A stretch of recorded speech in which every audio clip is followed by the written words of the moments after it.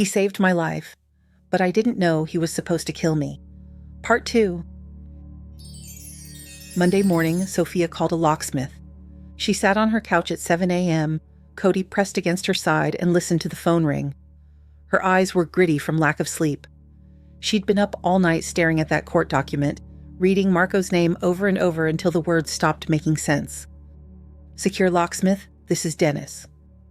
Hi, I need my locks changed. Today, if possible. Her voice sounded flat, dead. We can get someone out there by noon. What's the address? She gave it, made the appointment, hung up. Marco had a key. He'd had one for 3 weeks now. She'd given it to him one Saturday morning when he'd brought over breakfast and she was still in the shower, told him to let himself in, trusted him with access to her home, her space, her life. That key needed to be useless by tonight. The locksmith came at 11:47, a middle-aged guy with a tool belt and a friendly smile who didn't ask why a young woman living alone suddenly needed new locks. He just did the work, handed her 3 shiny new keys, and left. Sofia stared at them in her palm. The metal was cool against her skin. Marco's key wouldn't work anymore. Her phone buzzed. A text from him. Marco, morning. Still on for dinner Friday? Beau's been asking about Cody all weekend. Sofia's hands started shaking. She put the phone down, picked it up again, put it down. She couldn't call him. If she heard his voice, she'd break. She'd either scream at him or cry or both, and she needed to think first, needed to figure out what to do. She texted back, swamped at work this week. Can we rain check? The response came fast. Everything okay? Yeah. Just busy. I'll call you soon. She wouldn't call him, couldn't. Her voice would give everything away. The fear, the betrayal, the way her chest felt like it was caving in every time she thought about him. By Tuesday afternoon, her phone was full of messages. Marco, haven't heard from you, just checking in. Marco, did I do something wrong? Marco, Sofia, you're worrying me. Please call. Marco, the kids are asking about you. She deleted each one after reading it, couldn't stand to see his name on her screen. Couldn't stand the way her stupid, traitorous heart still skipped when she saw it. Wednesday morning, he called. Sofia stared at her phone vibrating on the kitchen counter, his name flashing across the screen. Her finger hovered over the answer button. She let it go to voicemail. He called again an hour later, then again that evening. Each time she watched it ring and did nothing. The voicemails piled up. She didn't listen to them, couldn't. Just seeing the notification count climb, 3, 5, 7, made her feel sick. At work, Sofia buried herself in patient charts and double shifts. Dr. Martinez commented that she looked tired. Marcy asked if she was feeling okay. Sofia smiled and said she was fine. Just a busy week. She picked up extra hours, stayed late, came in early, anything to avoid going home to her empty apartment where Cody would look at her with those sad eyes, wondering where Marco was, where the kids were, where the routine they'd built had gone. Thursday night, Sofia was at the nurse's station finishing charts when her phone buzzed. Another text from Marco. Marco, I don't know what's going on, but I'm worried. If you need space, just tell me. I'll give it to you, but please let me know you're okay. Sofia stared at the message. Her vision blurred. She blinked hard, forcing back the tears that kept threatening. I'm not okay, she wanted to text back. I know who you are. I know what you do. I know you've been lying to me from the beginning, and I hate myself for falling for it. Instead, she typed, I'm fine. Just need to focus on work right now. Marco. Okay, I'm here when you're ready to talk. She turned off her phone after that, shoved it in her locker, and finished her shift in blessed silence. By Friday, less than 1 week since Anna's call, Sofia had dark circles under her eyes that concealer couldn't hide. Her hands shook when she held her coffee cup. She'd lost weight, couldn't eat, couldn't sleep, could barely function beyond the mechanical motions of checking vitals and writing prescriptions. Dr. Martinez pulled her aside after rounds. Sofia, take 2 weeks. You look exhausted. I'm fine. That wasn't a suggestion. His voice was kind but firm. You've worked 6 doubles this week. Go home. Rest. Come back in 2 weeks. Sofia wanted to argue. Home meant being alone with her thoughts. Home meant Cody looking at her like she'd broken something. Home meant silence and fear and the constant loop of what do I do, what do I do, what do I do playing in her head. But she nodded. Okay. She drove home in a daze. The Phoenix heat beat down through her windshield, making the steering wheel almost too hot to touch. The taste in her mouth was stale coffee and exhaustion. When she pulled into her apartment complex, her heart stopped. Marco's truck was in the parking lot. He was leaning against it, arms crossed, waiting. He'd found her anyway. Sofia's hands tightened on the steering wheel. Her pulse kicked up, hard and fast and terrified. She could drive away, leave, go somewhere, anywhere. But where? He knew where she worked, knew her routines, and running now would only confirm that she knew something. Sofia parked 3 spaces away from his truck, turned off the engine, sat there for a moment, trying to steady her breathing. Then she got out of the car. Marco straightened when he saw her. Even from here, she could see the worry on his face, the confusion, the hurt. Sofia. He took a step toward her, then stopped. Like he wasn't sure if he was allowed to come closer. What's going on? You haven't answered my calls all week. You're avoiding me. Did I do something? Yes, she wanted to scream. You lied. You've been lying from the beginning. You're here to kidnap me and use me against my father, and I was stupid enough to fall in love with you. But she couldn't say any of that. Not here, not yet. Not until she figured out what to do. I've just been busy, she said. Her voice came out wrong, too tight, too controlled. Busy. He didn't believe her. She could see it in his eyes. Sofia, come on, talk to me. There's nothing to talk about. Bullshit. His voice went hard, not angry, frustrated. A week ago, everything was fine, better than fine. And now you won't answer my calls? Won't see me? Something happened. Just tell me what it is. Sofia's chest felt tight. She couldn't do this. Couldn't stand here and look at him and pretend everything was normal when she knew. When she knew. I need some space, she said. The words hung in the air between them. Marco flinched, like she'd hit him. Space? Yeah. From me? From us? From... He stopped, ran a hand through his hair. Sofia, if this is moving too fast, if I pushed... You didn't push. Then what is it? You're an enforcer for the family that wants to use me as leverage. You've been lying to me for 4 months. Everything about us is a lie. I just need time to think, she said instead. Marco stared at her. She could see him trying to figure it out, trying to understand what had changed. His jaw was tight. His hands had curled into fists at his sides. Okay, he said finally, quietly. Okay, if you need space, I'll give you space, but Sofia... He took a step closer. She forced herself not to step back. Whatever this is, we can work through it. Just don't shut me out. She didn't respond. Couldn't. Marco waited another moment like he was hoping she'd change her mind.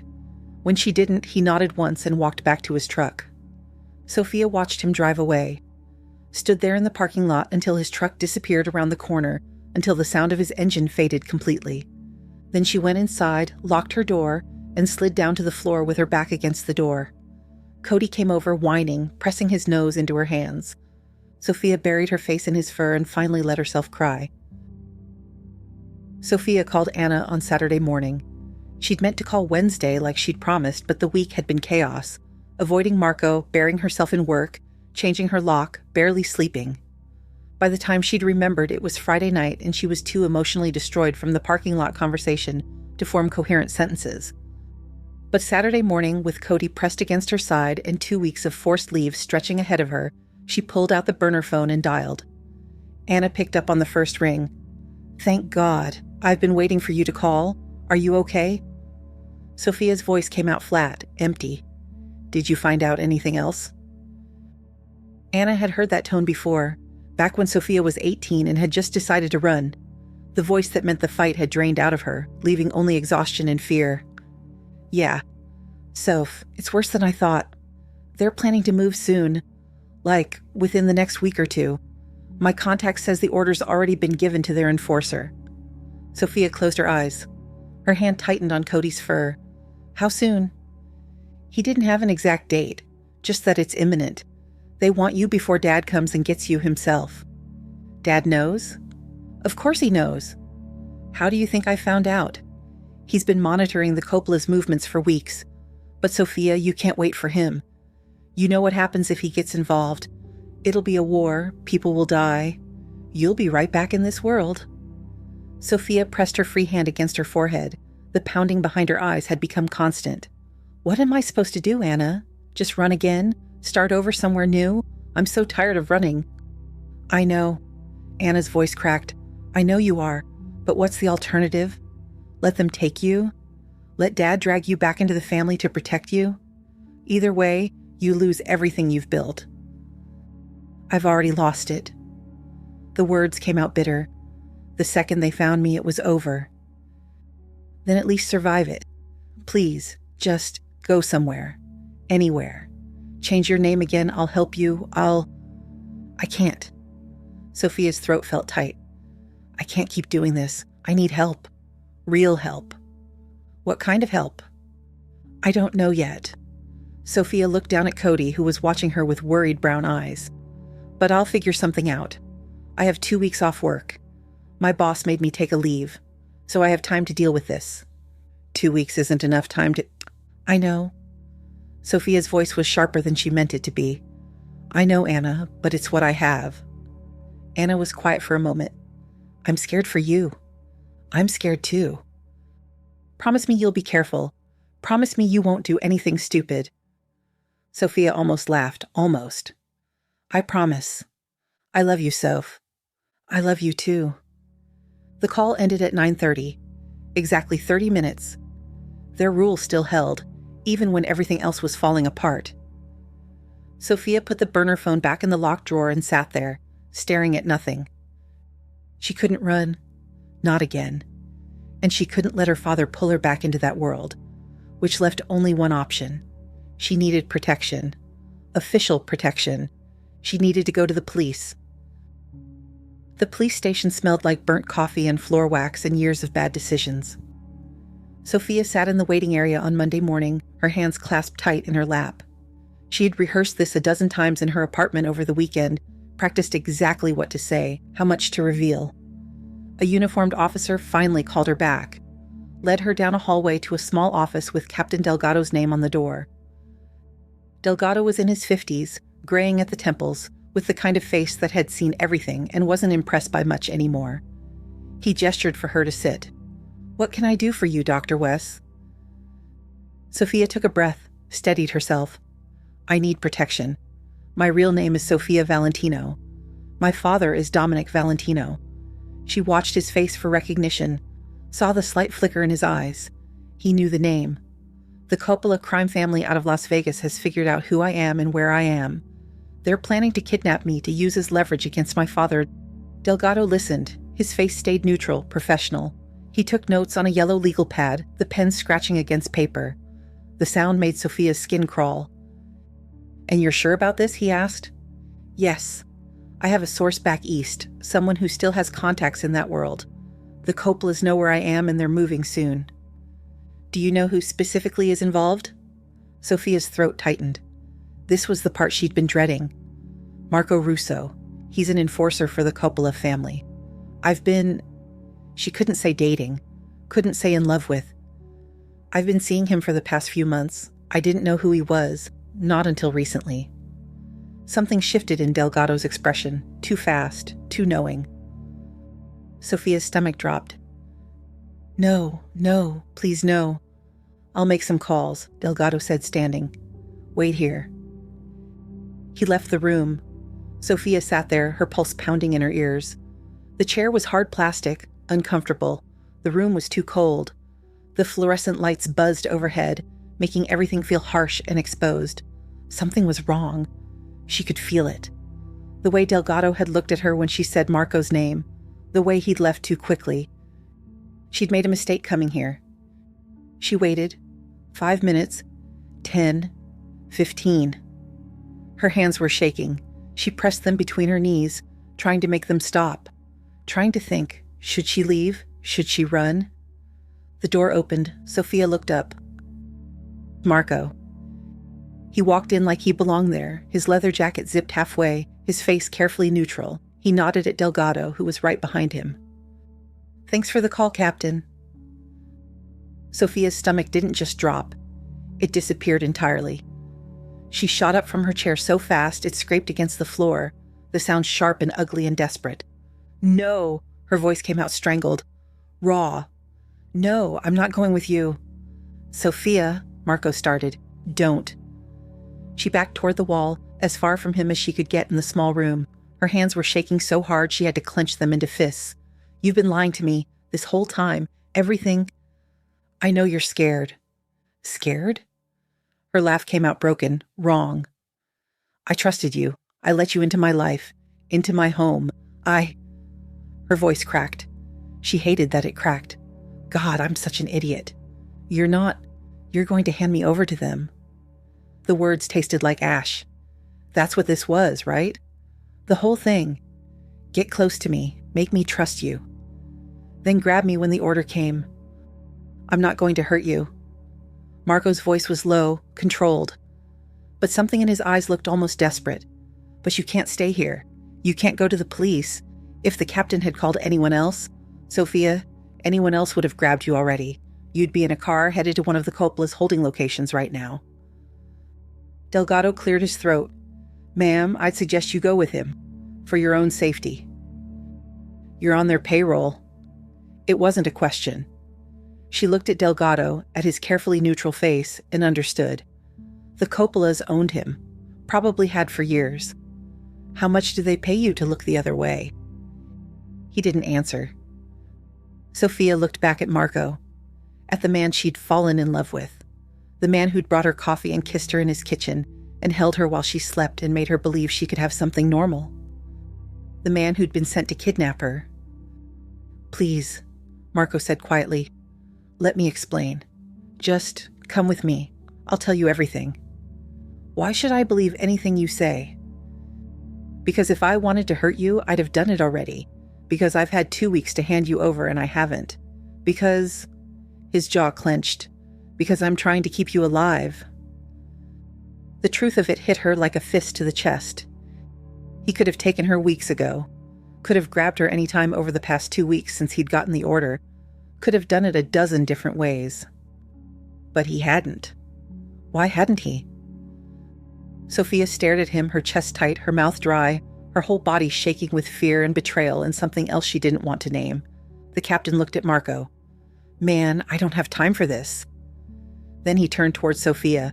"Ma'am, you need to leave now, or I'll be forced to make another phone call, and I guarantee you won't like that one."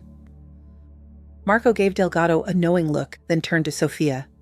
"I promise I won't hurt you, but we have to go now."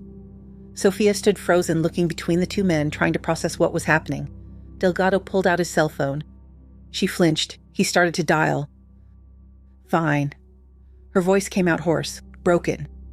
She made her way to the door. Delgado put his phone away and stepped aside. When she reached Marco, their eyes met, just for a second. She saw guilt there, and something that might have been pain. Then she looked away and walked past him into the hallway. The distance between them felt like miles. 3 feet and 2 weeks of lies and 12 years of running that had finally caught up with her. The door closed behind them, and Sofia realized that the life she'd built, the safety she'd fought for, was over. The car smelled like leather and the faint scent of the cedar air freshener hanging from the rearview mirror. Sofia pressed herself against the passenger door, as far from Marco as she could get in the confined space. Her chest felt tight, her mouth tasted like pennies. Every time she breathed, it hurt.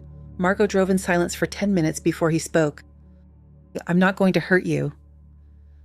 Sofia didn't respond, just stared out the window at the desert rushing past. It was mid-morning now. The sun was bright and harsh, making everything look washed out, colorless. "I know you don't believe me. I know you think everything about the last 4 months was fake." His hands tightened on the steering wheel. But it wasn't. "You're an enforcer." Her voice came out flat, dead. "You work for the Coppola family. You've been lying to me from the beginning." "Yeah, I have." At least he didn't deny it. "The Coppolas figured out who you were about 2 weeks ago. Someone recognized you from a photo. Some hospital charity event that got posted online? You were in the background, but it was enough. They ran facial recognition, dug into your background, found out you were Dominic Valentino's daughter living under your mother's maiden name in Phoenix. Sofia's hands were numb. She pressed them between her knees, trying to feel something. Anything. 2 weeks, she said quietly. Yeah, my boss called me in, told me they'd found Valentino's daughter, showed me your photo, gave me the order to grab you and bring you back to Vegas. So you realized it was me and decided to play along until the timing was right? No. Marco's voice went hard. I didn't know it was you, not at first. The photo they showed me, you looked different. Your hair was up, you were in scrubs, the angle was wrong. I didn't make the connection until I got home that night and really looked at it. He stopped, his jaw clenched. And then I realized the woman my boss wanted me to kidnap was the woman I'd been falling in love with for 3.5 months. Don't. Sofia's voice cracked. Don't say that. It's true. Jessica's appendicitis was real. Meeting you was real.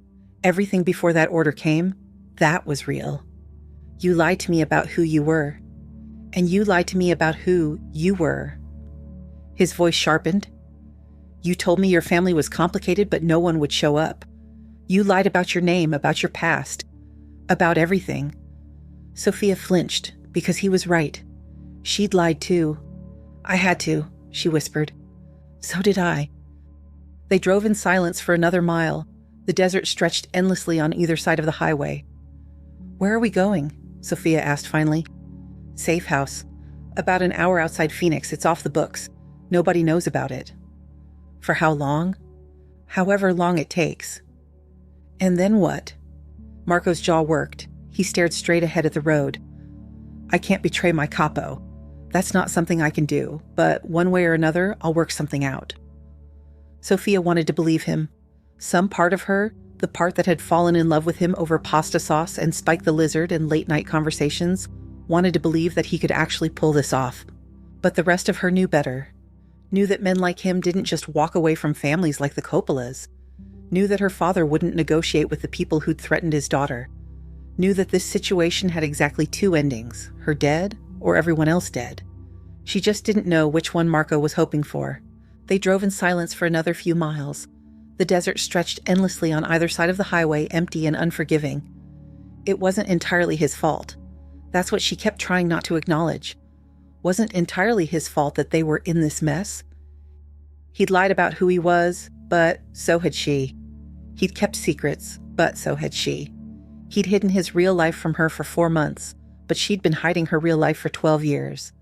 If she'd just told him the truth from the beginning, if she'd been honest about who her father was, about why she was really in Phoenix, maybe none of this would have happened.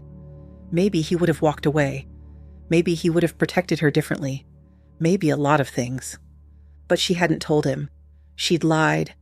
She'd built a relationship on a foundation of half-truths and omissions because she'd been too scared to trust anyone with the full story, and now they were both paying for it.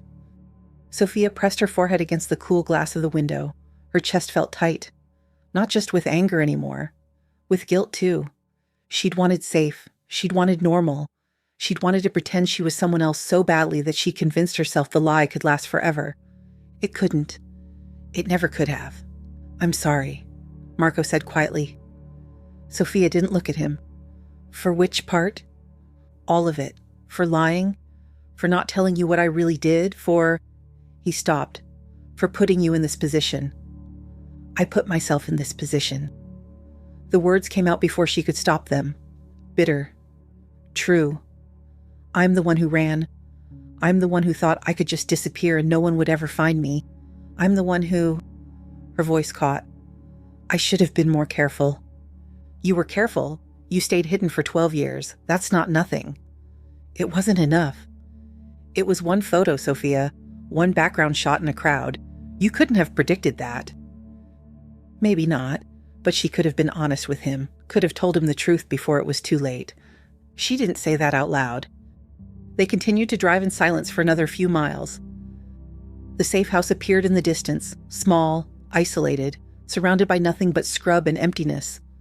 Marco slowed the car, turned onto a dirt road that led away from the highway.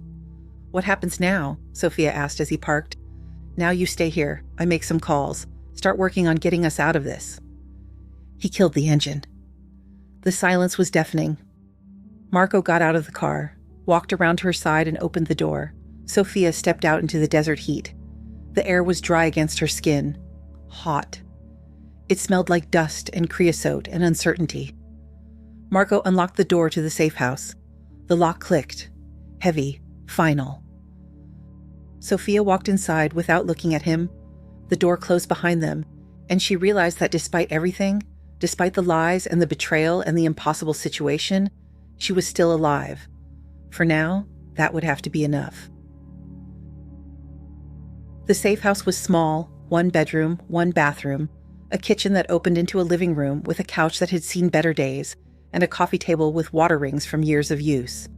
The windows had bars, the door had 3 locks, it smelled like dust and disuse and the faint chemical scent of whatever cleaner had been used the last time someone stayed here. Sofia stood in the middle of the living room, her arms wrapped around herself, and tried to process what had just happened. 2 hours ago, she'd walked into a police station looking for help. Now she was in a safe house in the middle of nowhere with the man who had been assigned to kidnap her. A man who'd lied to her for months. A man she'd loved. Still loved, some traitorous part of her whispered. She ignored it. "You can take the bedroom," Marco said as he moved past her, flipping light switches. The overhead fixture buzzed to life.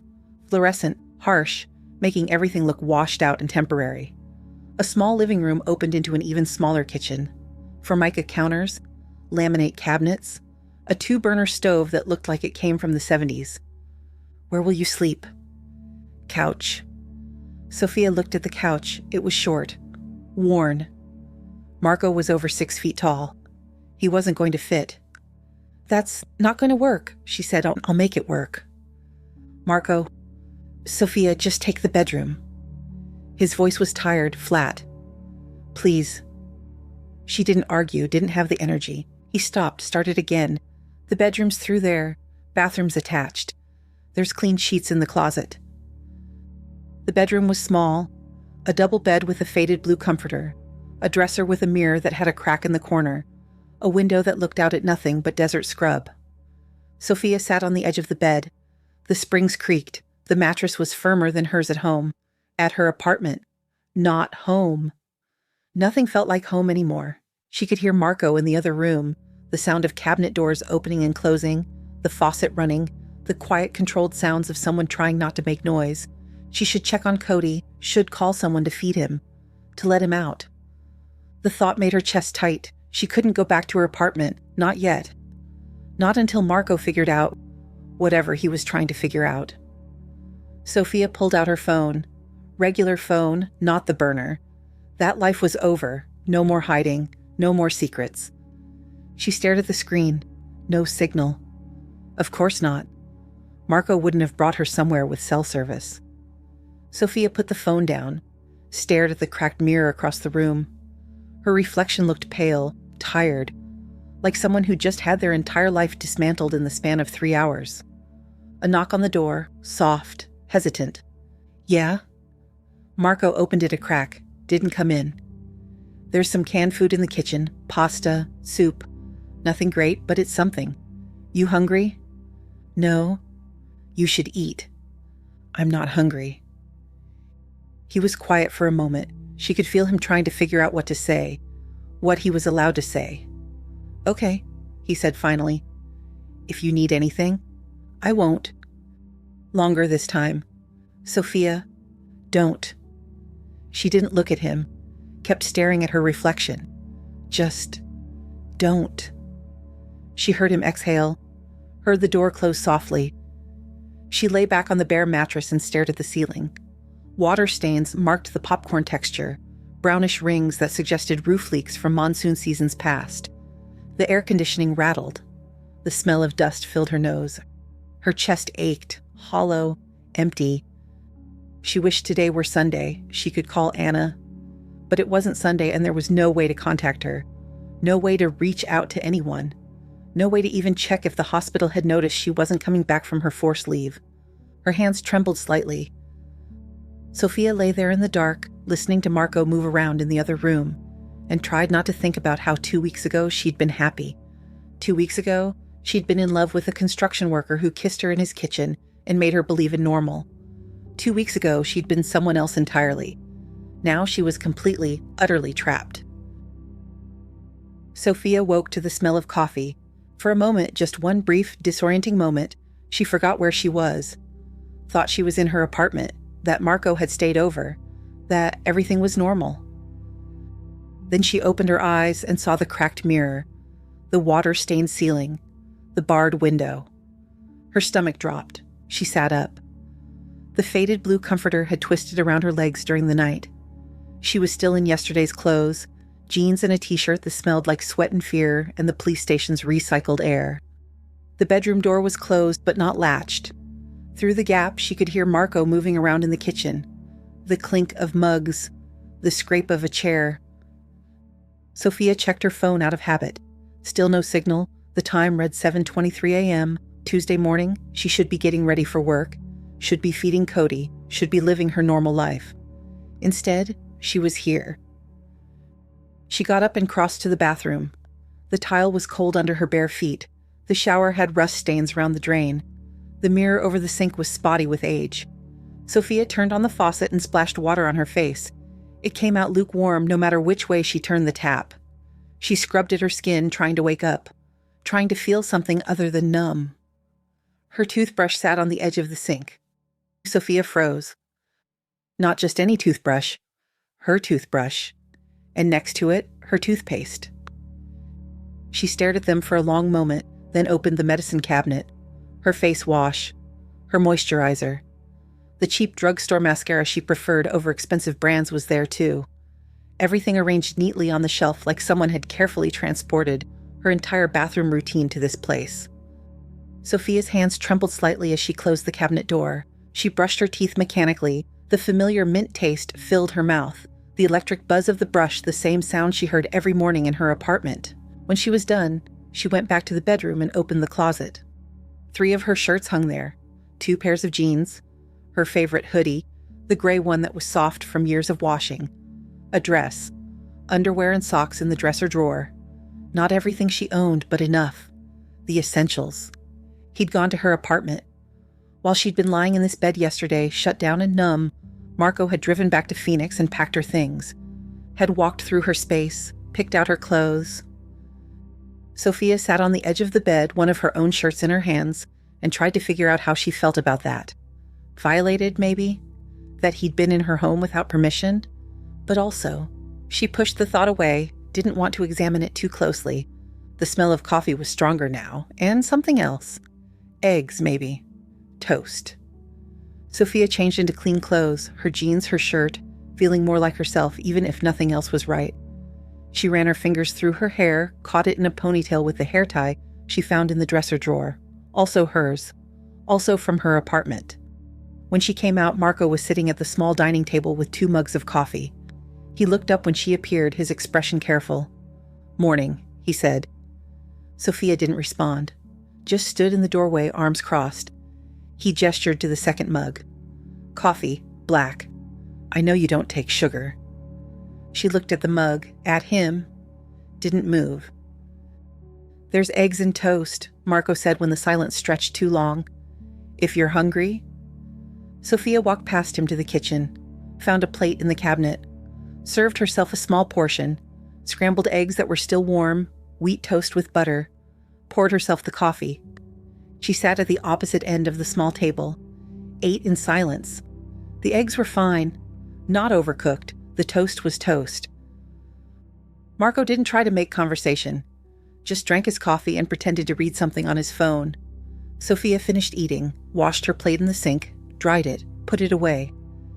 "I need to make some calls," she said without looking at him. "About Cody, about work." Marco stood and pulled a satellite phone from his bag, set it on the table between them. "You can use this just..." He stopped. "Don't tell anyone where you are. Don't give details." "I know how this works." She took the phone into the bedroom and closed the door. Day 2 felt like day 1 all over again. Sofia woke to coffee already made, to the sound of Marco moving around the safe house like he was trying not to disturb her. She heard the front door open and close, probably him checking the perimeter again, making sure they were still secure. She stayed in the room until she heard him come back in, then waited another 20 minutes before emerging. The pattern continued. Coffee on the table, food if she wanted it. The satellite phone available whenever she needed to make a call. She called her neighbor again. Mrs. Henson had Cody and he was fine. She told her not to worry and to take all the time she needed. The relief made Sofia's chest tight. She called the hospital and told them she needed to extend her leave. Family emergency. Dr. Martinez didn't ask questions, just told her to take care of herself. She didn't call Anna, couldn't, didn't know what to say yet. Marco gave her space. Didn't push. Didn't try to force conversation. But she was aware of him anyway. Always. The sound of his footsteps crossing the living room. The low murmur of his voice when he made phone calls, speaking in Italian and English. Some words she couldn't quite make out through the closed bedroom door, but understood the tone of. Business. Negotiation. The kind of calls you made when you were trying to fix something complicated. She heard him on the phone late at night. His voice sharper than usual, frustrated. Already told you this is the only way that works for everyone? A pause. I don't care what he thinks. This is what's happening. Another pause. Longer. Because I'm not handing her over. Find another solution or accept this one. The call ended. Sofia heard him exhale roughly. Heard something hit the coffee table. Probably his phone, thrown down harder than necessary. She lay in the dark and tried not to think about what that conversation meant. On day 3, Sofia had thanked him for getting her toiletries and clothes. By day 6, she'd broken the silence. Not in any meaningful way, just small acknowledgments. Thanks, when he made coffee. I'm fine, when he asked if she needed anything. Short sentences that required no follow-up, no conversation. But it was something. By Tuesday of the second week, the silence had become more exhausting than talking. Sofia came out of the bedroom around noon and found Marco at the dining table with a laptop and what looked like legal documents spread out in front of him. He looked tired. The kind of tired that came from not sleeping well, from carrying too much weight. The overhead light buzzed faintly. The air conditioning rattled in its window mount. The safe house smelled like instant coffee and the faint chemical scent of cleaning products. We need to talk, she said. He looked up, nodded. Closed the laptop and pushed the papers aside. The stack shifted slightly, corners not quite aligned. Sofia sat down across from him, same spot she'd taken every morning for the past 9 days. The coffee was cold in the pot now, but she poured herself a cup anyway. Needed something to do with her hands. The ceramic was cool against her palms. She didn't drink it, just held it. What's the plan? She asked. Marco leaned back in his chair. The wood creaked slightly. His hands rested on the table. Calloused, scarred knuckles, nails clipped short. Working hands, enforcer's hands. He was quiet. The silence stretched between them. The clock on the microwave showed 12:17. I heard you on the phone last night, Sofia said. You were arguing with someone. My boss. Marco's jaw tightened. About the plan I've been working on. Which is? He leaned forward slightly, his forearms on the table. There's a tradition in our world, an old one. When two families are on the verge of conflict, they can form an alliance through marriage. Sofia's stomach went cold.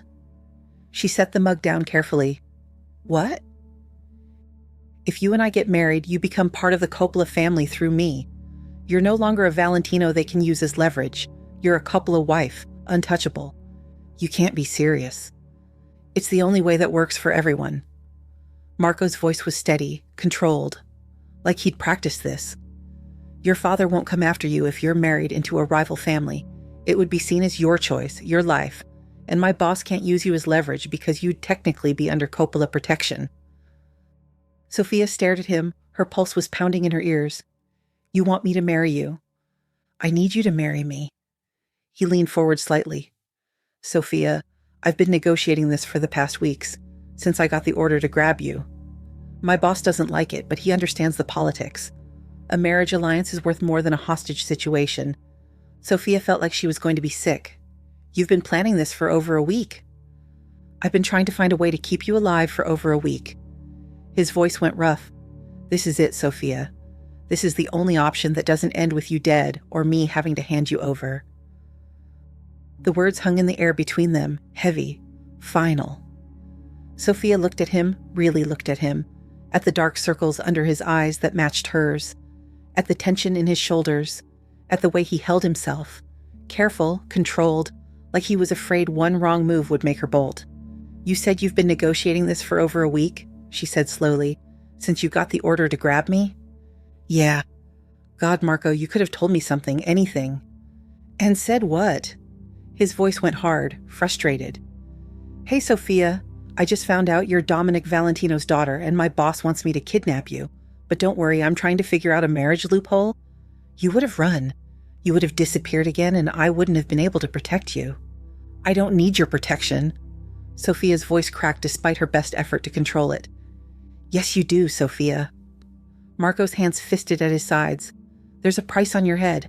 My family and your father's people are looking for you. There's no going back to normal from this." Sofia stood too, faced him across the small table. "So what? I just give up everything? My job, my home, my entire life, and marry you to fix your problem? The only problem I have is refusing to hand you over." The words hit her like a slap. She stepped back. Her hip bumped the counter. She turned away from him, crossed to the window, stared out at the desert scrub stretching endlessly toward the mountains. All that emptiness, all that heat. Her chest felt tight, ice cold despite the warmth pressing against the glass. Behind her, she heard Marco exhale, heard the shift of his weight, the rustle of fabric as he ran his hand through his hair, a gesture she'd seen him do 100 times when he was frustrated or thinking hard. He stopped. The silence stretched. Then his voice came again, quieter now, steadier. "Whether you believe me or not, I truly care about you and would hate to see anything bad happen to you, so let's talk about this like mature people and see how we can make this problem go away for both of us."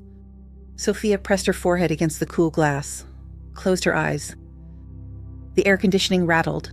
Outside, the desert wind pushed against the barred windows. The safe house settled around them with small creaks and sighs. "How would it work?" Sofia asked finally. Her voice was barely above a whisper. "We get married. Courthouse. No ceremony, no guests, just paperwork." Marco sat back down slowly. "You'd technically be my wife, which puts you under Coppola protection. My boss backs off because the alliance is more valuable than a hostage. Your father backs off because interfering with a marriage would be seen as disrespecting the old ways. And us? What about us?" Sofia turned around, looked at him. "Do we—" Her hands were shaking. She pressed them against her thighs. "Do we have to live together? Act married?" "We handle that as we see fit." Marco's jaw was tight. A muscle jumped in his cheek. "As long as we are legally married, that's all that matters." Sofia moved back to the table, sat down before her legs gave out. The chair was hard under her, uncomfortable. Her whole body felt heavy, exhausted. "When?" she asked. "This week. Friday." 3 days? She closed her eyes. The darkness behind her eyelids was spotted with light. "We need to marry in 3 days. This needs to be done quick before my boss runs out of patience." Sofia wanted to scream, wanted to throw the cold coffee in his face, wanted to run out the door and just keep running until she couldn't breathe anymore. But there was nowhere to go. No apartment to return to, no job waiting for her, no normal life she could slip back into and pretend none of this had happened. She opened her eyes, looked at the legal documents spread across the table, at the laptop with whatever he'd been working on, at the man standing across from her with guilt written all over his face and exhaustion carved into every line of his body. "I'm staying in my apartment," she said finally. Her voice was hollow, empty. "My own space. I'll play the part in public, but when it's just us, we're not."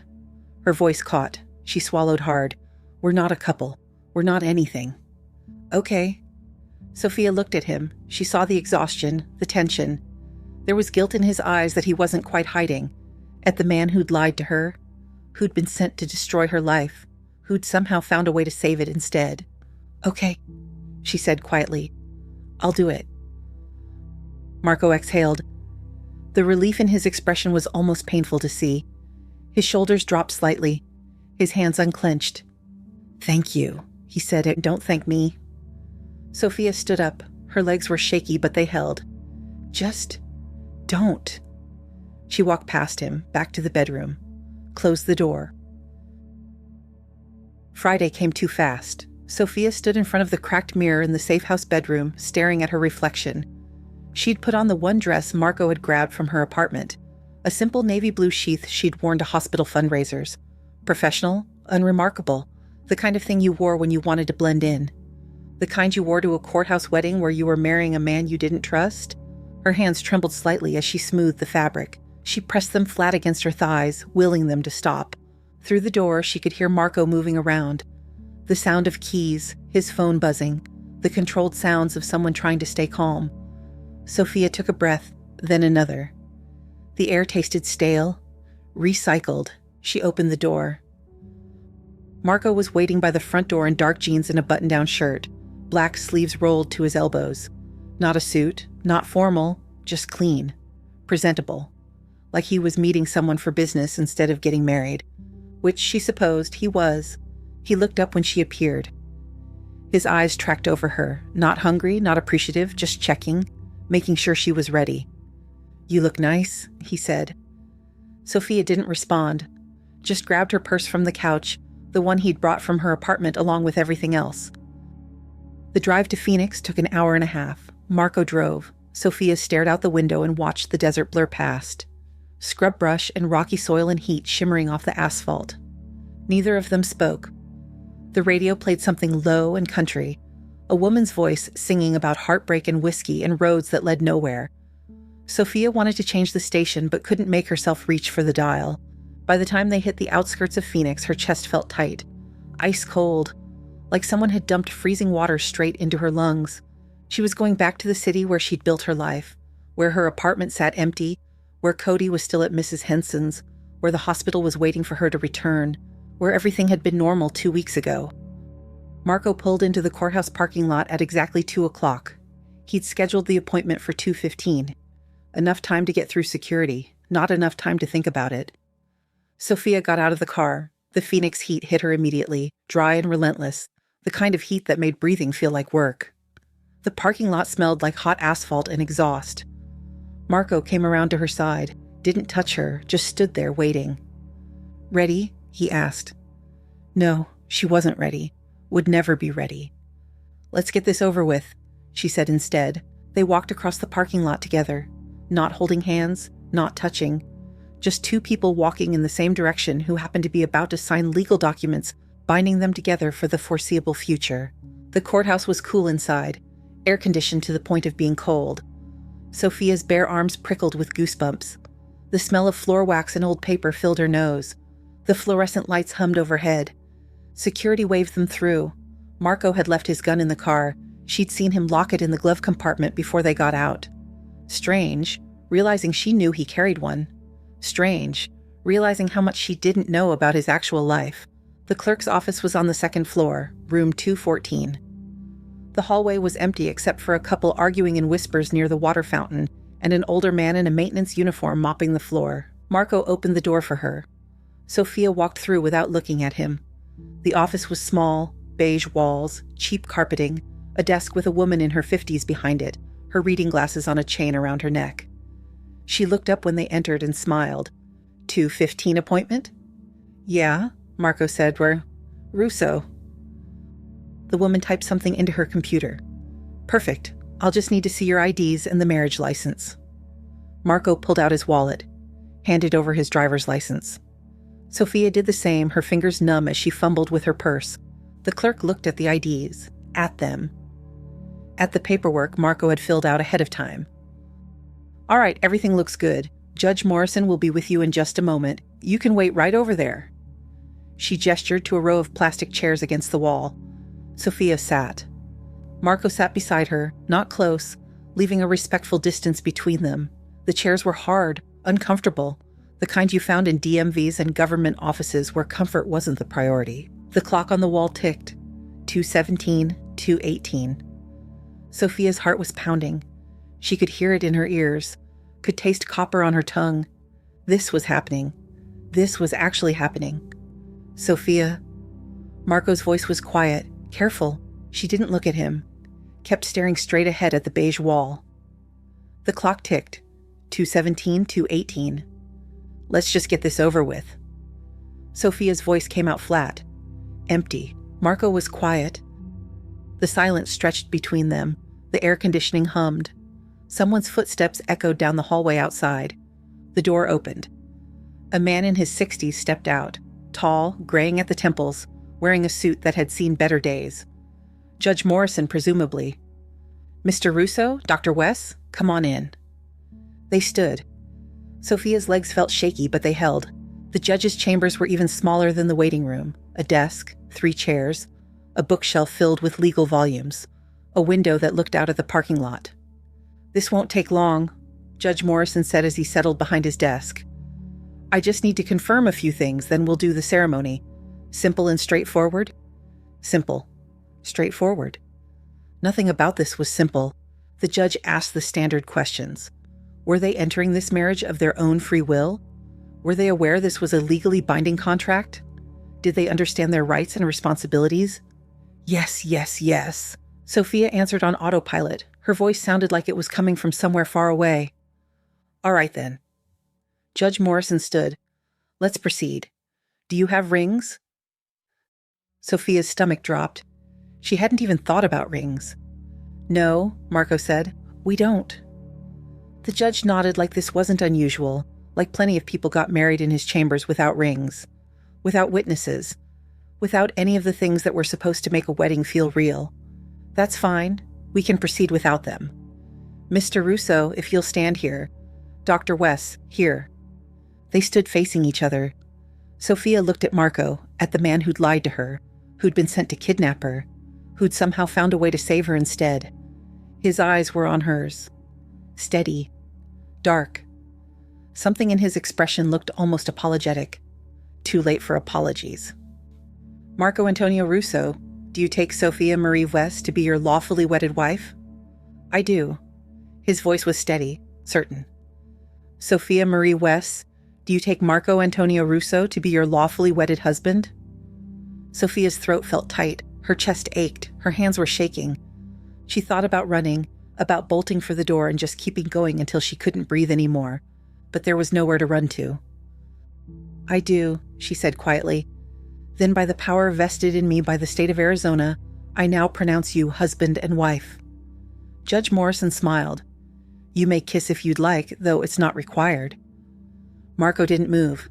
Neither did Sofia. They just stood there, 2 feet apart, staring at each other in a government office that smelled like old paper and floor wax. Married. "Congratulations," the judge said. He handed Marco a folder. "Here's your marriage certificate. It'll be filed with the county by Monday. You're all set." "Thank you," Marco said. They signed the paperwork. Sofia's hand shook as she wrote her name, Sofia Marie Wess, for what felt like the last time. Next time she'd sign anything official, it would be Sofia Russo. The thought made her want to throw up. 10 minutes later, they were back in the parking lot. The Phoenix heat pressed down on them. The sun was bright, blinding. Sofia fished her sunglasses out of her purse and put them on, grateful for something to hide behind. Marco unlocked the car. They got in. He started the engine. The air conditioning kicked on, pushing hot air around the cabin that would eventually turn cool. They sat there in the parking lot of the Maricopa County Courthouse, newly married, and neither of them said a word. Finally, Marco shifted the car into reverse. "Where do you want to go?" he asked. Sofia stared out the windshield. At the courthouse. At the people walking in and out. Some in suits, some in jeans, all of them living their normal lives while hers had just fundamentally changed. "My apartment," she said. "Take me home." The word tasted wrong in her mouth, like a lie, because she didn't know where home was anymore. Marco pulled out of the parking lot and headed toward her neighborhood. The drive took 20 minutes. They didn't speak. The radio played. The same country station. A different song about heartbreak. When they pulled up outside her building, Marco put the car in park but didn't turn off the engine. "I'll call you," he said. "Check in. Make sure everything's—" "Don't." Sofia's voice was sharp. "Don't call me. Don't check in. Just leave me alone for a while." "Sofia, we're married, on paper. That's what we needed, right? To keep your boss and my dad happy? To keep me safe?" She turned to look at him. "So, we're married." "Congratulations." But I need space. I need time to figure out what my life looks like now. Marco's jaw was tight. Okay. Sofia got out of the car. The heat hit her like a wall. She grabbed her purse, closed the door, didn't look back as she walked into her building. The elevator ride up to the 4th floor felt endless. The hallway was quiet, familiar. Like nothing had changed, even though everything had. Sofia unlocked her apartment door and stepped inside. Cody wasn't there. Mrs. Hanson still had him. The place was exactly how she'd left it 2 weeks ago. Coffee mug in the sink, mail on the counter. The blanket she'd been folding still draped over the arm of the couch. Like she'd just stepped out for a minute instead of having her entire life dismantled and reconstructed in a way she barely recognized. Sofia closed the door, locked it. Then she slid down to sit with her back against it and finally let herself cry. This is the end of part 2. Sofia is now a Russo. But what does this marriage truly mean for her? This story continues in part 3 of He Saved My Life, but I didn't know he was supposed to kill me. If this story touched you, please like and share. I'd love to know what you felt for Sofia and Marco, and you're always welcome to leave a comment. If you'd like more stories like this, subscribe to Vailed Pen Stories. Thanks for listening.